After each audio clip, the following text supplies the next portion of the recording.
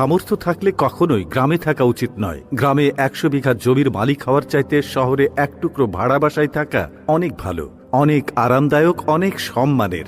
গ্রামে স্থায়ীভাবে বসবাস করাটাকে কোন সূচকে এগিয়ে রাখা যায়? আসলে এখানে বেশিরভাগ মানুষ এতটাই টক্সিক যে তারা নিজেদের ব্যক্তিগত জীবনের চাইতে আপনার জীবন নিয়ে বেশি চিন্তিত।